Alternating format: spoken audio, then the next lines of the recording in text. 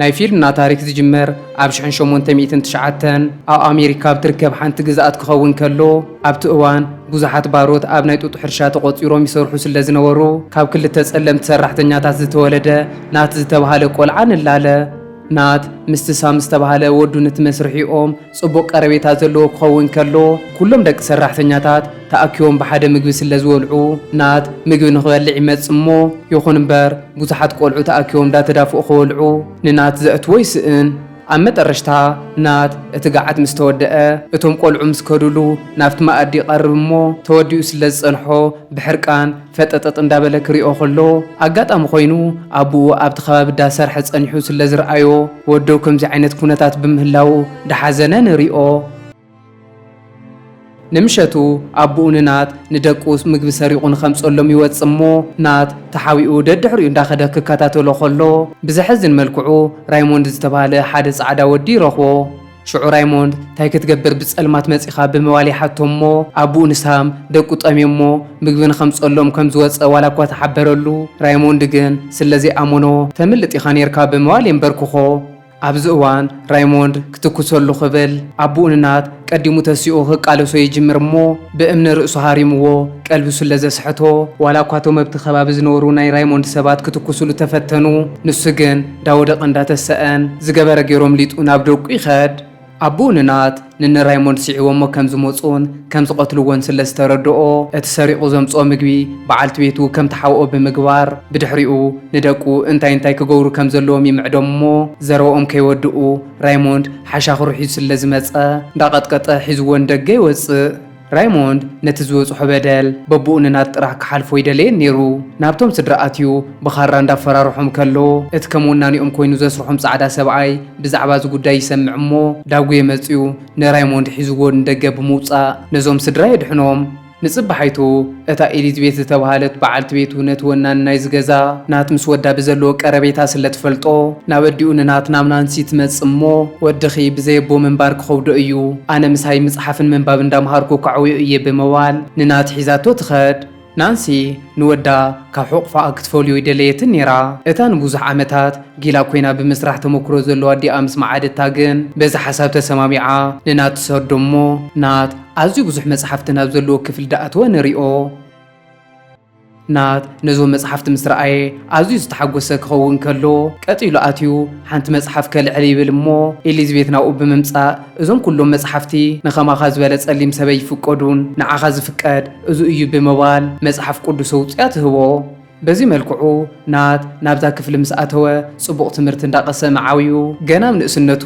ንፉዕ ሰባኻ ይኸውን እሞ ብዙሓት ሰባት ኣብ ዝተኣከውሉ ናብ ቸርች ዳኸደ ዳሰበኸን ሃይማኖታዊ ትምህርቲ ዳምሃረን ንሪኦ። ካብ ዕለታት ሓደ መዓልቲ እቲ ወናን ናይ ዝሕርሻ ኣብ ኣፍ ሞት ኮይኑ ሓሚሙ ናት ክሪኦ ከሎ ናት ኣብዚ ካብ ስድርኡ ተፈልዩ ካብ ዝዓቢ ናብ ስድርኡ ተመሊሱ ኣብቲ ናይ ጡጥ ሕርሻ ዳሰርሐተ ዝዓቢ ዝሐይሽ ይብሎም እሞ ካብታ እዋን ንድሓር ናት ናብ ስድርኡ ተመሊሱ ኣብቲ ናይ ጡጥ ሕርሻ ዳሰርሐ ንሪኦ። በዚ መልክዑ ናት እዚ ከቢድ ናይ ሕርሻ ስራሕቲ ዳሰርሐ ዝዓበየ ክኸውን ከሎ ጎኒ ጎኒ ስርሑ ኩሉ ግዜ ኣብ ጥቕኡ ንዘለዉ ሰባት ኣብ መጽሓፍ ቅዱስ ዘንበቦም ጥቕስታትን ስብከታትን ካብ ምምሃር ንድሕሪት ኣይብልን። ሕጂ ናት ጎቢዙ መንእሰይ ይኸውን እሞ እቱ ምስኡ ዝዓበየ ወዶም ነቶም ወነንቲ ናይዚ መሬት ሳሙ እውን ጎቢዙ መንእሰይ ኮይኑ ነዚ መሬት ባዕሉ ከም ዘመሓድሮ ንርዳእ። ካብ ዕለታት ሓደ መዓልቲ ናብ ሳም ረቨርላንድ ዝተባሃለ ሓደ መሓዙ ይመጽእ እሞ ብዛዕባ እተሓዛ ሰራሕተኛታት ክዕልሉ ከለዉ ሳም እዞም ሰራሕተኛታት ጽቡቕ ገይሮም ከም ዝግዝኡሉን ከም ዝሰርሑሉን ይዛረብ። ረቨርላንድ ከዓ ኣብ እንዳ ብዙሓት ሃብታማት ሰራሕተኛታት እምቢ ከም ዝብልዎምን ብዙሕ ግዜ ከም ዝዕምፁን ስለ ዝፈልጥ ከምዚ ኢሎም እዞም ሰራሕተኛታት ምሳኻ ተሳንዮም ዝነብሩ ዘለዉ እኮ ሳላናት ሃይማኖታዊ ትምህርቲ ዝምህሮምን ስርዓት ዝትሕዞምን እዩ እምበር ኣብ እንዳ ካሊእ እኮ ብዙሕ ግፍዕ እዮም ዝፍጽሙ ይብሎ እሞ ሳም እቲ ካብ ቁልዕነቱ ጀሚሩ ምስኡ ዝዓበየ ናት ሕጂ እውን ምስኡ ብምህላው ብዙሕ ጥቕሚ ይረክብ ምህላው ይርዳእ። ካብ ዕለታት ሓደ መዓልቲ ሓደ ጻዕዳ ወዲ ምስ ሰበይቱን ምስ ወዱን ብምዃን ብንዳሳም ዳሓለፈ ከሎ ኣጋጣሚ ኮይኑ እቲ ቆልዓ ባምቡላ ትወድቆ እሞ ናት እታ ዝወደቐት ባምቡላ ልዒሉ ነዚ ቆልዓ ዳሃበ ከጻውቶ ይፍትን። ኣብዚ እዋን ኣቦኡ ነቲ ቆልዓ ንምንታይ ጸሊም ወድን ወደይ ይሕዘለይ ብምባል ኣዝዩ ሓሪቑ ንናት ክቕጥቅጦ ይጅምር እሞ ሳም መጺኡ ከገላግሎ ከሎ እቲ ወዲ ንናት ከቕጽዖ ስለ ዝደለየ ንዓይኒ ሰበይተይን ጸሪፉና እዩ ክኸሶ እየ ብምባል ክጋላገል ይጅምር። ሳም ከዓ ናይ ናት ጸባይ ጽቡቕ ገይሩ ስለ ዝፈልጥ ነዚ ወዲ ልክዕ ልኩዕ ይመልሰሉ እሞ ኣብ መጠረሽታ ከይፈተወ ጠርቀሚሉ ይኸድ። ሳም ንናት ስለ ዝኣምኖን ስለ ዘኽብሮን ኩሉ ግዜ ምስኡ እዩ ዝወስዶ። ሳምን ናትን ብሓደ ኮይኖም እንዳኸዱ ከለዉ ኣጋጣሚ ባሮት ብትሽየጡሉ ዕዳጋ ክሓልፉ ይጅምሩ እሞ ሳም ብሕሳር ዝሽየጡ ተሃልዮም ክርኢ ይጅምር። ካብ መንጎዞም ዝጫረቱ ዝነበሩ ባሮት ሓንቲ ካብ ገጻ ቁጣዕን ሕርቃንን ዝንበብ ኩሉ ነገራ ብዙሕ መከራ ከም ዘሕለፈት ተርእካ ጓል ዝነበረት ክትከውን ከላ ናት ነዛ ጓል ምስ ረኣያ ኣሕዚናቶ ንሓላፊኡ ንሳም ንምንታይ ነዛ ጓል ገዚእና ዘይንወስዳ ከምቲ ትሪኣ ዘለኻ ንእስቲ ስለ ዝኾነት ንምንኣስ ሓፍትኻ ኣብ መርዓኣ ብውህብ ተመልክዕ ተሂብካያ ብዙሕ ስራሕቲ ክትሕግዛ ትኽእል እያ ይብሎ እሞ ሳም በዚ ሓሳብ ተሰማሚዑ ነዛ ጓል ተጫሪቱ ይወስዳ።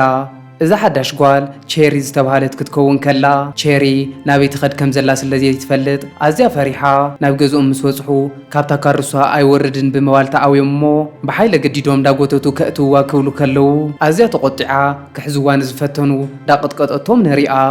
ኣብ መጠረሽታ ናት ዝገበረ ገይሩ ሓቂፉ ናብ ውሽጢ ገዛ የእትዋ እሞ እተን ኣብዚ ገዛ ዝሰርሓ ኣንስቲ ኣረጋጊአን ኩሉ ነገር ብምንጋር ክዳና ምስ ቀየራላ ሕጉስቲ ኮይና ካሊእ ጓል መሲላ ነሪኣ። ሽዑ ሳም ንቼሪ ናብታ ቅድሚ መዓልታት ዝተመርዓወት ካትሪን ዝተባሃለት ሓፍቱ ሒዝዋ ብምኻድ ብውህብቶ መልክዕ ይህባ እሞ ካትሪን ንቼሪ ክትሪኣ ከላ መንእሰይን ምልክዕትን ስለ ዝኾነት ኩሉ ነገር ከም ትሕግዛ ተረዲኣ ንሓዋ መስኪና ትቕበሎ። ብድሕሪኡ ካትሪን ምስ ኣዲኣ ምስ ኤልዛቤትን ምስ ቼርን ብምዃን ናብ በዓል ቤታ ንኽትከድ ትዳሉ እሞ ናት ናብ ቼሪ ዕምበባ ሒዙ ብምኻድ ሰናይ ንኽገጥማ ተመንዩ ይሳናበታ። ድሕሪ ዒደት መዓልታት ሃርክ ዝተባሃለ ምዕባይ ሓውን ናት ምስ ሓንቲ ምስኡ ትሰርሕ ኣፍቃሪቱ ይምርዖ እሞ እዞም ሰራሕተኛታት ፓርቲ ተዳልዮም እንዳበልዑ እንዳሰተዩን ባህላዊ ሙዚቃ እንዳተፃወቱን ደስ ዝብል ናይ መርዓ ስነ ስርዓት ንዕዘብ። ካብ ዕለታት ሓደ መዓልቲ ናት ነዞም ምስኡ ዝሰርሑ ጸለምቲ ሰባት ኣኪቡ እንዳመሃሮም ከሎ ቼሪ ትመጽእ እሞ ናት ንቼሪ ምስ ረኣያ ብስምባደ መልሓሱ ክቋላለፍ ይጅምር። ነዚ ነገር ካብ እዲኡ ጀሚሮም ኩሎም ኣብቲ ቦታ ዝነበሩ ዘስተብህልሉ ክኾኑ ከለዉ ናት ብዝኸኣሉ መጠን ናብ ቀሉ ተመሊሱ እንዳመሃረ ይውዕል እሞ ካብዚ ሎማዓንቲ ዝረኣዮ ናብዚ ናቱ ትምህርቲ ተመፅያ ንሳ እውን ድሌት ከም ዘለዋ ስለ ዝተረድአ ካሊእ መዓልቲ ናብቲ ንሳ ትሰርሐሉ እንዳ ካትሪን ብምኻድ ዘለዉ ፍቕሪ ይገልጸላ።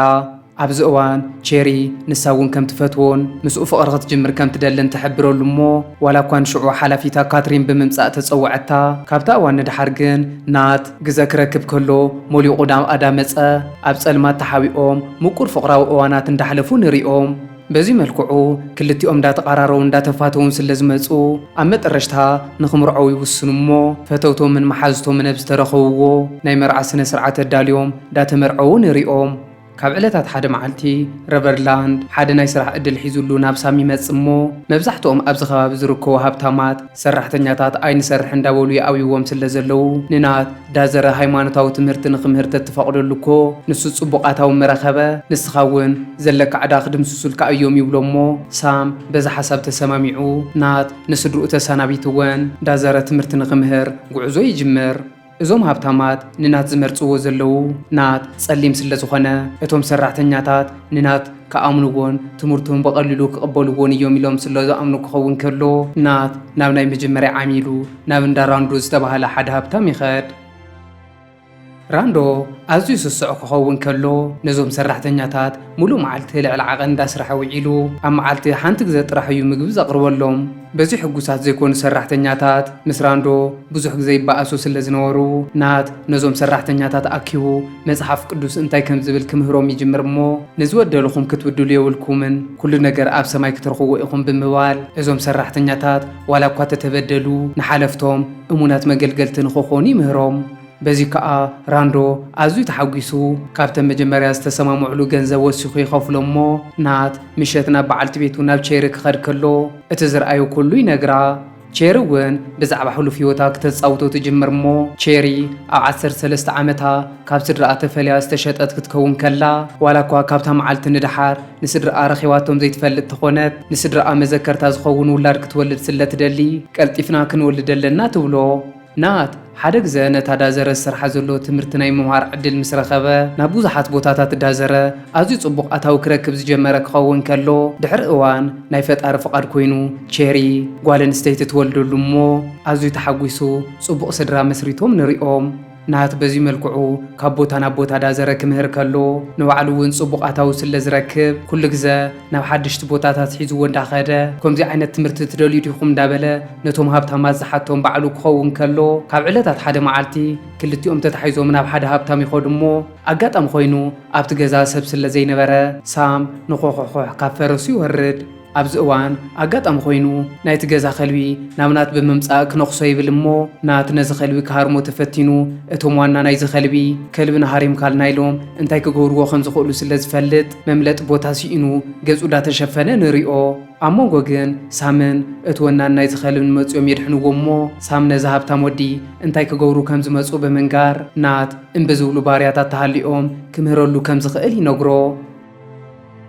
እዚ ወዲ ብሓይሊ ዝኣምን ኩሉ ግዜ ሰራሕተኛታት ቀስ እንዳበሉ እዮም ዝሰርሑ ዘለዉ ኢሉ ተሓሲቡ ደድሕሪኦም እንዳዘረ ብሓለንጊ ዝገርፎም ክኸውን ከሎ ብዙሓት ሰራሕተኛታት ዋላ ንሙት እምበር ምሳኻ ይንሰርሕን ብምባል ምግበይ ንበልዕን ኢሎም ዝእድሙ ነይሮሞ እዮም ንሱ ከዓ ነዞም ምግበይ ንበልዕን ኢሎም ዝኣደሙ ሰራሕተኛታት ኢዶምን እግሮምን ኣሲሩ ብማርቴሎ ኣስናኖም ብምድህማስ ብሓይለ ግዲዱ ዘብልዖም ክኸውን ከሎ እዚ ጭካነ ዝረኣየናት ንሕና ሰብ ድሃለና ንምንታይ ከምዚ ንግበር ብምባል እዙይ ፍትሓዊ ከም ዘይኮነ ክሓስብ ይጅምር ናት ኣብ ዝኸዶ ቦታ ኩሉ ብዙሕ ጭካነ ስለ ዝርኢ ኣተሓሳስብኡ ዳተቐየረ ዝመፀ ክኸውን ከሎ ዋላ እኳ እቶም ሃብታማት ንኸይፈልጥዎ ግልፂ ገይሩ መልእኽቱ ከሕልፍ ተዘይከኣለ ብዝኸኣሎ መጠን ናይ መጽሓፍ ቅዱስ ጥቕስታትን ቃላት እንዳተጠቐመ ነዞም ሰራሕተኛታት እንቂሑ ብዛዕባ ነፃነቶም ክሓስቡ ከም ዘለዎም ክምህር ይጅምር ንናት በዚ መልክዑ ህይወቶም እንዳመርሑ ከለው ካብ ዕለታት ሓደ መዓልቲ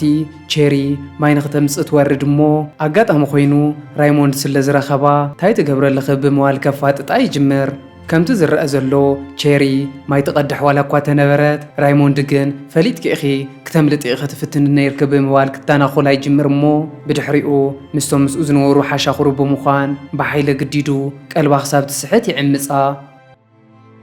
ንምሸቱ ናት በዓልቲ ቤቱ ከይመፀት ስለ ዝደንጎየቶ ዳዘረ ንኽደልያ ካብ ሳም ወረቐት ይቕበል እሞ ናት ኣዝያ ተሃስያ ምስ ኤልዛቤት ኣብ ዓራት ደቂሳ ይረኽባ ናት ንበዓልቲ ቤቱ ክሪኣ ከሎ ጾታዊ ዓመፅ ጥራይ ዘይኮነ በፂሕዋስ ልዕሊ ዓቐን ስለ ዝተቐጥቀጠት ውንኣ ዘይትፈልጥ ክትከውን ከላ ኤልዛቤት ኣጆኻ ነቶም ከምዚ ገይሮም ብጭካነ ዘሳቀይዋ ሰባት ፈጣሪ ባዕሉ ክቐፅዖም እዩ ብምባል ክተረጋግኦ ትፍትን እሞ ናት ካሊእ መማረፂ ስለ ዘይብሉ ንበዓልቲ ቤቱ ዳተኸናኸነ ቀንዩ ኣብ መጠረሽታ ውንኣ መሊሳ መን ምዃኑ ምስ ፈለጠቶ ዋላ ሓደ በደል ከይፈፀመት ክንሳ ኣብ ከምዚ ብምውዳቓ ብጣዕሳ የቕሬታ ተሓቶ ናት ከዓ ካብ መጀመርያ ጀሚሩ ኣብ ብዙሕ ቦታ ክዘውር ከሎ ብዙሕ ግፍዕታት ዳረኣየ ስለ ዝመፀ እዙይ ናታ ፀገም ከም ዘይኮነን ንሶም ግን ንመሰሎም ክቃልሱ ከም ዘለዎምን ይሕብረላ እሞ ቼሪ በዓል ቤታ ኣብ ዘይኮነ ነገር ከይወድቕ ስለ ዝፈርሐት በጃኻ ሕነ ምፍዳይ ዝበሃል ነገር ከይተሓስቦ ብምባል ትምሕፀኖ ናት ንበዓልቲ ቤቱ ከምዚ ዝገበራ መን ምዃኑ ምስ ፈለጠ ናብ ሳም ብምኻድ ይነግሮ እሞ ሳም ግን ምስ ራይሞንድ ፅቡቕ ቀረቤታ ስለ ዘለዎም እዚ ርክቦም ንኸይሕርፍፍ ንናት ዋላ ሓደ ክገብሩ ከምዘይ ቁሊ ይሕብረሉ ንምሸቱ ኣብ እንዳሳም ሓደ ፕሮግራም ስለ ዝተዳለወ ብዙሓት ሃብታማት ይእከቡ እሞ ቅድሚ ምግቢ ምውልዖም ንናት ባርኸልና ክብልዎ ከለው ናት ባሪኹ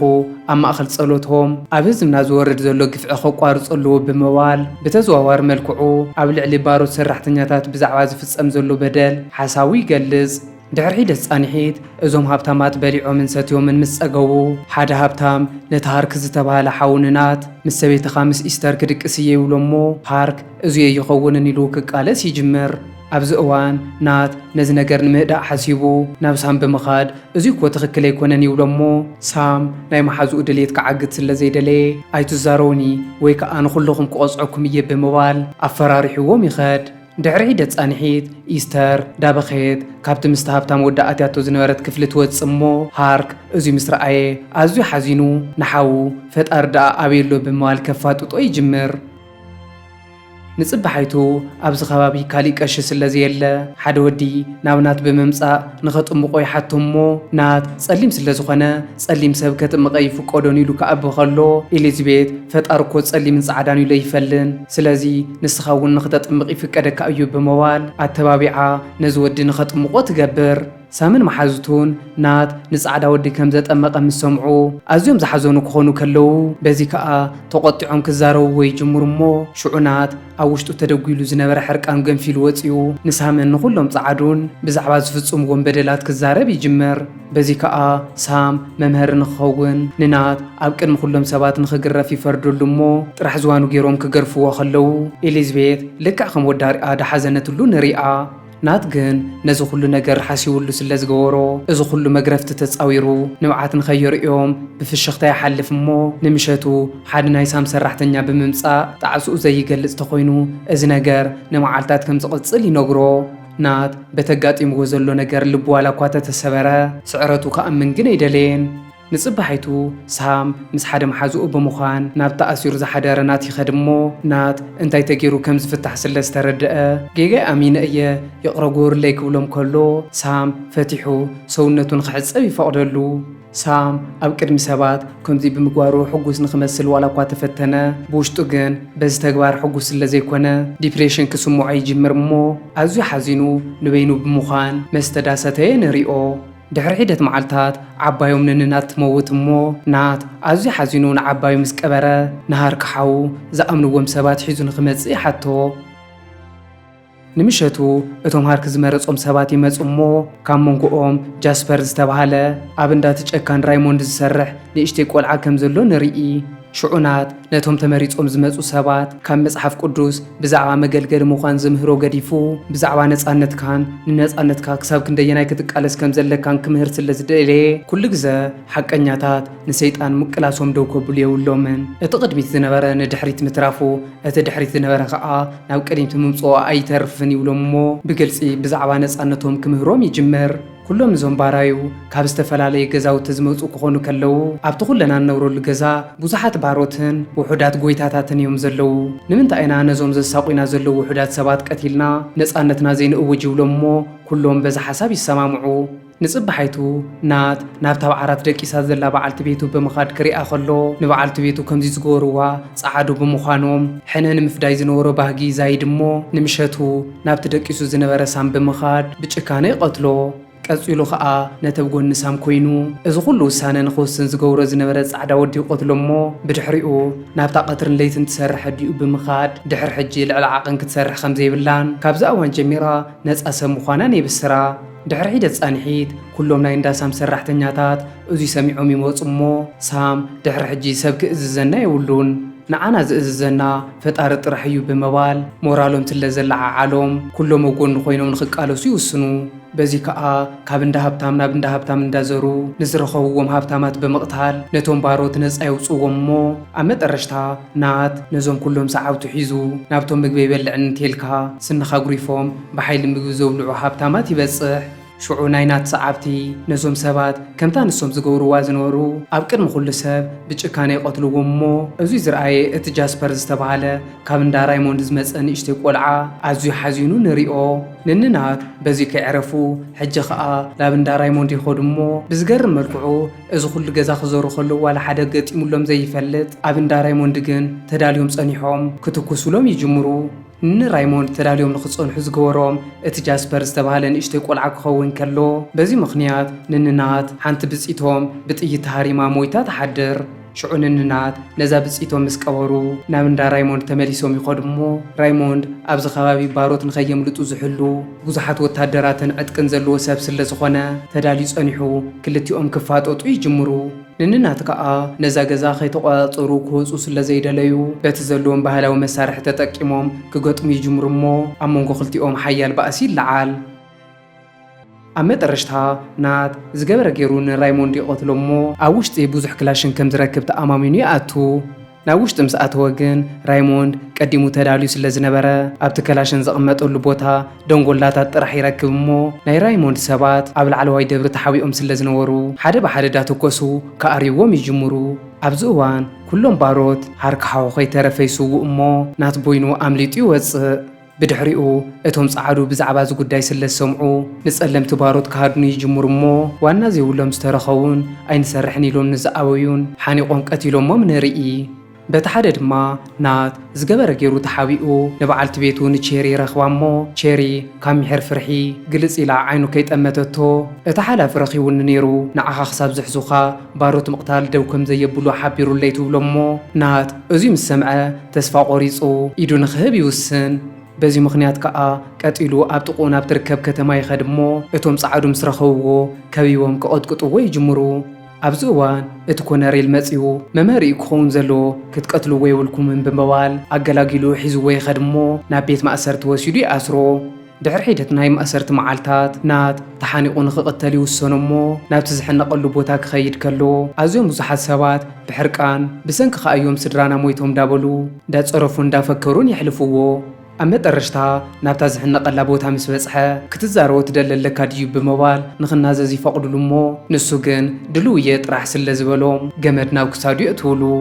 ናት ክሕነቕ ከሎ እቲ ጠሊሙ ናብዚ ኩሉ መከራ ዘውድቆ ጃስፐር ዝተባሃለ ንእሽተይ ቆልዓ ብርሑቕ ዳጠመቶ ብጣዕሳ ክነብዕ ይጅምር እሞ ብድሕሪኡ ናይ ፊልምና ትርኢት ብዙሕ ዓመታት ንቅድሚት ወሲዳትና ጃስፐር ወቢዙ ናይ ኣሜሪካ ወታደር ኮይኑ ንሪኦ። ፍትዋት ተኸታተልቲ ፊልምና እዚ ፊልም ኣብ ሓቀኛ ታሪክ ዝተመስረተ ክኸውን ከሎ ናይ እናት ቃልሲ ን48 ሰዓታት ዝተገበረ ቃልሲ ክኸውን ከሎ ኣብ ውሽጢ 48 ሰዓታት ንስሳ ባሮት ዘሳቕዩ ዝነበሩ ገዛእቲ ከም ዝቐተሉ ዳሰማዕና ፊልምና ትውዳእ።